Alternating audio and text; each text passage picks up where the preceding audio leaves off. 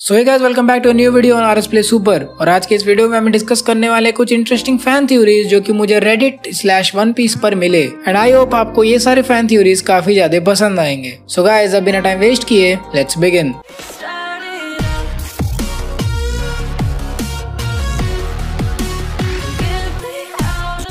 Theory number 1, क्यों Roger हंस रहा था जब वो लाफ टेल पहुंचा? क्या उसकी गांड में कोई गुदगुदी कर रहा था? नहीं, ऐसा नहीं है। हमने ओडेन के फ्लैशबैक में देखा था कि जब रॉजर फाइनली लाफ टेल पर पहुंचा तो वो काफी जोर जोर से हंस रहा था और साथ ही में उसका क्रू भी। लेकिन आखिर ऐसा क्यों हुआ? इतने बड़े ट्रेजर को देख के आखिर वो सभी हंसने क्यों लगे? आओ पता लगाते हैं। एक छोटा सा एग्जाम्पल लेते हैं। मानो वन पीस का वर्ल्ड एक मिनिएचर गोल्फ गेम है। ये वाला गोल्फ ऐसा होता है कि इसमें हम बॉल को एक होल से दूसरे होल में ले जाते रहते हैं एंड बॉल को हर बार एक न्यू होल में डालना होता है। अब यहाँ पर जब आप बॉल को लास्ट होल में डालोगे तब आपको रिवॉर्ड मिलेगा एंड ऑब्वियसली अगर आप गोल्फ स्टिक घुसा दोगे तो आपको नहीं मिलेगा। चलो अब मान लो बॉल एक डेविल फ्रूट है। ऐसा इसलिए क्योंकि बॉल को ही लास्ट होल में डालने से स्कोर मिलता है और गोल्फ स्टिक को जिसे हम ह्यूमन मानेंगे उसका कोई भी स्कोर नहीं है। अब लास्ट होल में पहुंचने के बाद प्लेयर को कांग्रेचुलेशंस मिलता है और जो अपनी बॉल है वो वापस से चली जाती है नेक्स्ट प्लेयर के पास। और अगर कोई गेम को बीच में ही वापस छोड़ देता है तो बॉल को ले लिया जाता है वापस। तो अब हम इसे कंपेयर करते हैं वन पीस के वर्ल्ड से। तो ये कुछ इस तरह से काम करेगा। ह्यूमंस अपने डेविल फ्रूट को एक आइलैंड से दूसरे आइलैंड में ले जाते हैं और लास्ट आइलैंड में पहुंचने के बाद तुम्हें प्राइज मिलता है अपने डेविल फ्रूट के सफर के अकॉर्डिंग, क्योंकि डेविल फ्रूट में एक रियल डेविल होता है जो कि वापस चला जाता होगा लास्ट आइलैंड में पहुंचने के बाद। अब अगर कोई अपने सफर में मर जाता है तो डेविल वापस चला जाता है, just like the golf game. And अगर कोई लास्ट आइलैंड पर पहुंचता है तो फिर भी डेविल वापस चला जाता है, लेकिन इस बार यूजर को प्राइज मिलता है। तो काफी सारी संभावनाएं ऐसी भी हैं कि रॉजर इसलिए हंसा क्योंकि उसे प्राइज मिला ही नहीं, बिकॉज उसके पास डेविल फ्रूट ही नहीं था एंड इसीलिए वो हंसा अपनी खराब किस्मत पर। जैसा हमें पता है रॉजर की कुंडली में शनि की छाया है। रॉजर को लाफ टेल पर जाने से पहले बीमारी लग गई। रॉजर के पास कोई डेविल फ्रूट नहीं था और रॉजर ही वो ऐसा इंसान था जो कि नीका फ्रूट को अवेकन कर सकता था, पर उसे नीका फ्रूट मिला ही नहीं। अब जब रॉजर को सारी सच्चाई पता चली होगी जब वो लाफ टेल पर पहुंचा होगा कि उन्हें एक्चुअली में नीका फ्रूट की जरूरत है अगर उन्हें सच में वन पीस के वर्ल्ड में कुछ करना है जो कि पास से लिंक्ड है, तो रॉजर ने ये डिसाइड किया कि ये चीज वो अपने नेक्स्ट जनरेशन पे छोड़ देगा, जहाँ पे उसका मतलब हो सकता है कि वो अपने आने वाले बेटे के ऊपर इसे छोड़ देगा। लेकिन यही खराब किस्मत उसके बेटे में भी चली गई। एस को नीका फ्रूट मिला ही नहीं, वो फ्रूट एक्चुअली में लूफी को मिल गया। तो यहाँ से एक और पॉसिबिलिटी निकल के आती है कि शैंक्स को ऐसा लास्ट मिशन दिया होगा रॉजर ने कि शैंक्स नीका फ्रूट को चुरा कर लेकर आए और उसे एस को ऑफर करे। जब शैंक्स को पता चला होगा कि एस ईस्ट ब्लू के एक विलेज में है तो शैंक्स वाला डेविल फ्रूट एस के लिए लेके आया होगा, बट गलती से उसे लूफी ने खा लिया। एंड चीजें सिर्फ यहीं पर नहीं रुकी, एस को व्हाइट बियर्ड भी गाइड कर रहा था लेकिन एस का मर्डर हो गया। यहाँ पे शैंक्स वाली बात मुझे इसलिए भी सही लग रही है बिकॉज आप थोड़ा सा ऐसा देखो तो लूफी के फैमिली का कोई लेना देना ही नहीं है पायरेट वर्ल्ड से। गार्प एक मरीन है, ड्रैगन मान लो एक क्रिमिनल है, लेकिन वो एक्चुअली में पॉलिटिकल मैटर्स में ज्यादा इंटरेस्टेड है रेदर देन पायरेसी या फिर वन पीस को खोजना।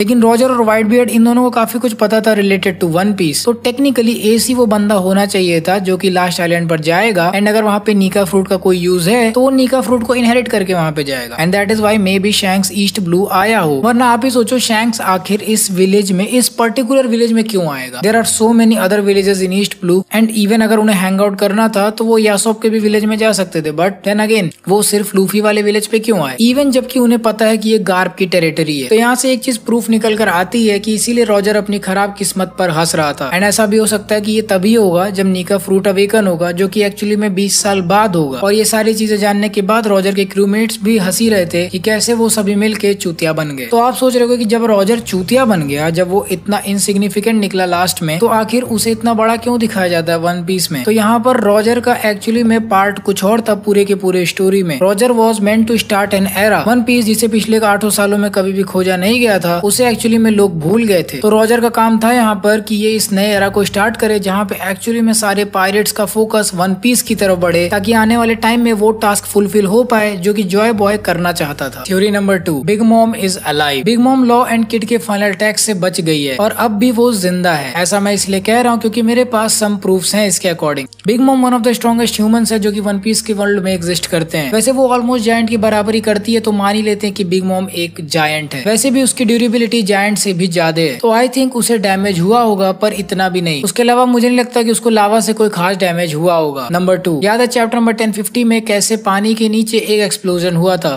काफी संभावना ये भी है कि बिग मॉम ही जमीन तोड़कर भागी होगी। बिग मॉम पायरेट्स हमें वानों के आसपास अब नहीं दिख रहे हैं और ना ही पेरोस्पेरो का कुछ अता पता है। अब बिग मॉम एक्चुअली में अपने क्रूमेट्स की माँ है, तो वो सभी के सभी क्रूमेट्स ऐसे ही बिग मॉम को जाने नहीं देंगे। अगर उन्हें रेस्क्यू करने का चांस मिला होगा तो उन्होंने Big Mom and even Kaido को भी साथ में रेस्क्यू किया होगा। ऑल्सो बिग मॉम अपनी पावर्स का यूज करके खुद को हील कर सकती है, तो yes there is a big possibility कि बिग मॉम सर्वाइव कर गई है। ऑल्सो ऐसा भी हो सकता है कि बिग मॉम ने अपनी पावर्स का यूज करके काइडो को भी रेस्क्यू किया हो, क्योंकि ऑब्वियसली वो काइडो को अपना छोटा भाई जैसा मानती है। नाउ अब हमारे पास एक और थ्योरी है जो कि उसी बात को लेके है कि आखिर रॉजर क्यों हंस रहा था। तो यहाँ पर इस थ्योरी के अकॉर्डिंग लाफ्टेल एक्चुअली में लॉकडाउन है एंड रॉजर इसलिए हंस रहा था क्योंकि उसने इतना सारा समय लगाया लाफ्टेल को खोजने के लिए, जो कि एक्चुअली में वही आइलैंड था जहाँ पर वो पैदा हुआ। लॉकडाउन को island of beginning and and भी बोला जाता है। तो लूफी जहाँ पर अपनी जर्नी वन पीस के लॉकडाउन वाले आइलैंड से स्टार्ट करता है, तो ऐसा भी बोला जाता है कि वो अपनी जर्नी वहीं पर खत्म करेगा। लेकिन ऐसा सभी को पता है कि लूफी रॉजर की तरह वहाँ पर मरेगा नहीं, क्योंकि रॉजर एक्चुअली में वहीं पे एक्सिक्यूट हुआ था। तो अगर लूफी की जर्नी उसकी डेथ से नहीं खत्म हो रही है तो ऑब्वियसली आइलैंड के इन्फॉर्मेशन के अकॉर्डिंग वहाँ पे एक न्यू बिगिनिंग चालू होनी चाहिए। तो इस थ्योरी के अकॉर्डिंग लूफी वन पीस को लॉकडाउन में खोजेगा, वहाँ पे वर्ल्ड गवर्नमेंट को डिस्ट्रॉय करेगा, जिसकी वजह से उसका पायरेट करियर भी खत्म हो जाएगा। बिकॉज इसके बाद उसके ऊपर कोई बाउंटी नहीं रहेगी, क्योंकि वर्ल्ड गवर्नमेंट ही नहीं तो बाउंटी कौन लगा रहा है। एंड क्योंकि वर्ल्ड गवर्नमेंट खत्म हो गई तो पूरा का पूरा वर्ल्ड एक न्यू एरा में शिफ्ट करेगा, जो कि होगा era of freedom. So video खत्म करते करते हमारे पास एक बहुत अच्छी थ्योरी है ब्लैक बियर्ड को लेके। तो यहाँ पर ऐसा बोला जाता है कि ब्लैक बियर्ड गुरा गुरा नो मी इसलिए खा पाया क्योंकि सिर्फ गुरा गुरा नो मी ही एक ऐसा डेविल फ्रूट था जो कि यामी यामी नो मी का पार्टनर था। यहाँ पे ये भी बोला जाता है कि ब्लैक बियर्ड इवेंचुअली चल के मून गॉड बनेगा, जो कि पैरेलल होगा लूफी के सन गॉड नीका फ्रूट से। नाउ अगर आप इस तरह से देखो तो लूफी का डेविल फ्रूट एक्चुअली में ऐसा डेविल फ्रूट है जो कि क्वेक्स को न्यूट्रलाइज कर सकता है, क्योंकि वो एक रबर है। तो इसीलिए वो बंदा जो लूफी का पैरेलल होगा उसके पास यामी यामी नो मी होना चाहिए ताकि वो उसके सन गॉड को अपोज कर सके, एंड उसके पास गुरा गुरा नो मी होना चाहिए ताकि वो रबड़ वाले फैक्टर को काउंटर कर सके। एंड ब्लैक बियर्ड एक्चुअली में यही चीजें पजेस करता है। हम यहाँ पर ऐसा भी प्रेडिक्शन लगा सकते हैं कि ब्लैक बियर्ड के अंदर मल्टीपल सोल्स नहीं बल्कि उसके अंदर एक्चुअली में विल ऑफ ज़ीबेक है, जिसकी डेस्टिनी थी कि वो यामी यामी नो मी खाए, सिर्फ इसीलिए क्योंकि प्रीवियस यूजर यानी कि रॉक डी ज़ीबेक शायद यामी यामी नो मी का यूजर था। और अगर हम ये चीज एज्यूम करके चलें कि ब्लैक बियर्ड दो डेविल फ्रूट यूज कर सकता है, तो ऑब्वियसली ब्लैक बियर्ड से पहले भी कोई ऐसा एग्जिस्ट करता होगा जो कि ऐसे काम कर सकता है। एंड ये कैरेक्टर भी पॉसिबली हो सकता है रॉक। जी हाँ, ऐसा हो सकता है कि ब्लैक बियर्ड से पहले रॉक डी ज़ीबेक गुरा गुरा नो मी और यामी यामी नो मी दोनों को यूज कर सकता हो। सो जब रॉजर गार्प और ज़ीबेक के बीच में फाइट हुई थी तो ये दोनों ही डेविल फ्रूट्स अवेकन नहीं हुए थे। एंड क्योंकि उतने समय नीका एग्जिस्ट नहीं करता था, ना ही नीका की अवेकनिंग हुई थी, तो रॉजर और गार्प को साथ मिलके ज़ीबेक को हराना पड़ा। तो यहाँ पर इस थ्योरी के अकॉर्डिंग ऐसा बोला जा रहा है कि ज़ीबेक के अगर दोनों डेविल फ्रूट्स अवेकन हो गए होते और अगर उतने ही टाइम नीका डेविल फ्रूट भी अवेकन हो गया होता तो ये प्रॉपर फाइट होती वन पीस के हिस्ट्री में। नाउ अब क्योंकि रॉजर एंड गार्प ने मिलकर ज़ीबेक को हरा दिया एंड शायद उसे वहीं पर मार भी डाला, तो इसीलिए वो दोनों फ्रूट्स यानी कि गुरा गुरा नो मी और यामी यामी नो मी दोबारा से रीइंकारनेट हो गए। एंड ऐसा हमने देखा वन पीस में कि जो डेविल फ्रूट होता है वो अपने आसपास के फ्रूट में ही रीइंकारनेट होता है। तो वहाँ पर ऐसा हुआ था कि व्हाइट बियर्ड ने गुरा गुरा नो मी को खा लिया ताकि कोई और ऐसा बंदा उस डेविल फ्रूट को ना खा पाए। एंड ऑल्सो क्योंकि व्हाइट बियर्ड को भी काफी स्ट्रॉन्ग एबिलिटी मिल जाएगी, क्योंकि ऑलरेडी उसने ज़ीबेक को ये फ्रूट यूज करते हुए देखा था और उन्होंने यामी यामी नो मी को कहीं और सीक्रेट जगह पे छुपा दिया होगा। पॉसिबली ये काम भी व्हाइट बियर्ड ने ही किया होगा ताकि कोई और ऐसा यूजर उसको ना पा जाए जो कि इतनी ज्यादा तबाही मचाए। एंड ऐसा मैं इसलिए बोल रहा हूँ क्योंकि इवेंचुअली व्हाइट बियर्ड के ही एक मेंबर ने इसे खोजा था। तो इजंट इट अ कोइंसिडेंस कि ऐसा हो सकता है कि व्हाइट बियर्ड ने उसे एक ऐसी जगह पे छुपाया हो जहाँ पे व्हाइट बियर्ड आता जाता हो ताकि वो इस पे नजर रख पाए, एंड शायद गलती से किसी एक उसी के क्रूमेट ने उसे खोज लिया हो। तो अब क्योंकि थ्योरी के अकॉर्डिंग ये दोनों ही फ्रूट्स एक दूसरे की तरफ अट्रैक्ट होते हैं, तो इसीलिए यामी यामी नो मी भी घूम फिर के व्हाइट बियर्ड के पास आया। बट क्योंकि ब्लैक बियर्ड को वो वाली पावर चाहिए थी तो इसीलिए ब्लैक बियर्ड ने उस फ्रूट को चुरा लिया। एंड एक दूसरे को अट्रैक्ट करने के नेचर की वजह से ही ब्लैक बियर्ड ने गुरा गुरा नो मी को भी चुरा लिया। एंड वो इसीलिए उस फ्रूट को भी व्हाइट बियर्ड के बॉडी से निकाल पाया उनके मरने के बाद, क्योंकि इन दोनों फ्रूट्स के बीच में एक ऐसा रिलेशन हो सकता है कि ये दोनों एक साथ आ पाए। वरना मुझे और कोई ऐसी प्रॉपर्टी नहीं दिखती जिसकी वजह से ब्लैक बियर्ड एक स्पेशल केस बने जिसने एक मरे हुए बॉडी में से एक डेविल फ्रूट निकाल लिया। क्योंकि जहां तक हमने देखा यूजर के मरते ही फ्रूट वापस से रीइंकारनेट हो जाता है। एंड इसीलिए इसकी काफी बड़ी पॉसिबिलिटी लगती है कि डोफ्लामिंगो के पास ये इसका डेविल फ्रूट है, क्योंकि एज जब मरीन फोर्ड पे मरा होगा तो डोफ्लामिंगो के हाथ वो वाला डेविल फ्रूट लग गया होगा, क्योंकि वो फ्रूट भी आसपास ही कहीं रीइंकारनेट हुआ होगा। ना इसी थ्योरी से एक चीज और बाहर निकल के आती है कि आखिर गॉड वैली इंसिडेंट हुआ क्यों था। तो गॉड वैली इंसिडेंट में जैसा कि हमने देखा था कि वर्ल्ड नोबल्स ट्रैवल कर रहे थे और गार्प उनके साथ था, जिनके ऊपर रॉक डी ज़ीबेक ने अटैक करने का सोचा। बट आखिर ऐसा हुआ क्यों? So there is a possibility कि उस शिप पर वो नीका वाला डेविल फ्रूट हो सकता है जिसको वर्ल्ड गवर्नमेंट एक्वायर करने की कोशिश कर रही हो। बट देन अगेन वो डेविल फ्रूट को एक्वायर सरवाइव नहीं कर पाए, क्योंकि हर बार कोई ना कोई चूतियापा हो जाता है, जहाँ पर इस बार गॉड वैली इंसिडेंट हुआ। तो आप सोचोगे कि आखिर उस शिप पे वो डेविल फ्रूट कहाँ से आया। तो हमने ये भी देख रखा है कि कैसे सेलेस्टियल ड्रैगन्स को डेविल फ्रूट्स का शौक है कि वो अपने स्लेव्स को डेविल फ्रूट खिलाते हैं। अब उन्हें थोड़ी ना पता होगा कि ये एक नीका डेविल फ्रूट है, तो उन्होंने ये डेविल फ्रूट खोज लिया और उसे साथ में लेके आ रहे थे। लेकिन क्योंकि ज़ीबेक को नॉलेज हो सकती है कि उसका राइवल डेविल फ्रूट यहीं कहीं एग्जिस्ट करता है, तो इसीलिए वो उसको अपने पास लेने के लिए गया होगा। एंड जरा सा दिमाग लगाओ कि आखिर रॉजर उस आइलैंड पे कैसे आ गया, उसको तो नहीं ना किसी ने इनवाइट किया था। तो जैसा कि हम जानते हैं कि रॉजर ने भी जॉय बॉय के विल को इनहेरिट किया था, तो टेक्निकली रॉजर भी उस फ्रूट की तरफ अट्रैक्ट हो रहा होगा। नाउ इस फैन थ्योरी का थोड़ा बहुत सेंस मुझे लगता है, बट आई नो ये पूरी तरह से गलत हो सकती है, क्योंकि ओडा सेंसे ने कुछ अलग ही प्लान करके रखा है जो कि हमारे दिमाग के परे है। एंड आई रियली डाउट कि पूरी इंटरनेट पर से किसी की भी फैन थ्योरी सही होने वाली है, भगवान करे ऐसा ही हो। सो गाइस, ये थी मेरी video on some of the Reddit fan theories जो कि मुझे मिली। इनके क्रेडिट्स आपको डिस्क्रिप्शन में मिल जाएंगे अगर मुझे इनका लिंक मिला तो, क्योंकि रेडिट पे पता नहीं कितने सारे पोस्ट होते रहते हैं, तो अगर मुझे वो नहीं मिला then I am really sorry for that, but मैं अपना बेस्ट ट्राई करूंगा कि मैं उन्हें खोज के रखूं। ठीक है,